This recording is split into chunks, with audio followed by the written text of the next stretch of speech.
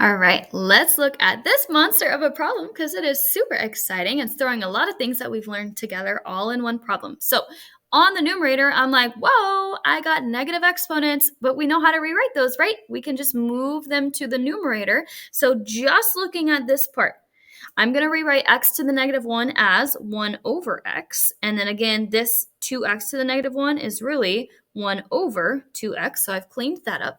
And then it is being divided by the x plus 4 over x minus 2. Next, I'm going to see if I can factor. Everything looks good so far, so I'm going to set my restrictions. So in this guy here, x cannot equal 0. Again, 2x equal to 0 solving. Again, x cannot equal 0, so it's already captured. And then from this guy, x cannot equal a positive 2. So there's my restriction so far. I'm going to go ahead and take a pause before I do my keep, change, flip, and I want to go ahead and add these together. Hey, we know how to do that now. First, I have to find the least common denominator. The least common denominator here is 2x. The left fraction here is missing that 2, so I'm going to go ahead and multiply top and bottom by 2.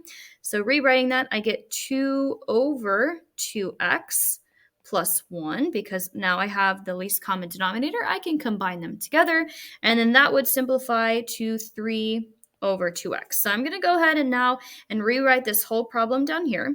The blue 3 over 2x is now being divided by x plus 4 over x minus 2. Keep, change, flip. Go ahead and rewrite this as 3 over 2x times, flip that last one upside down, 3x minus 2 over x plus 4. At this point, I would see if I could cancel anything out. I really can't at this point, so I'm just going to go ahead and multiply everything on the top and bottom.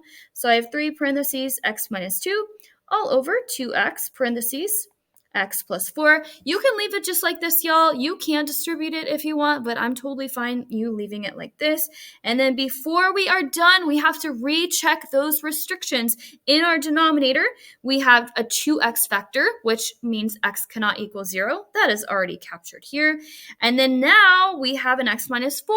If I set that equal to 0, x cannot equal negative 4. So I also need to include that in my final restrictions. So make sure you are always checking the original denominator and your final simplified expression for your restrictions.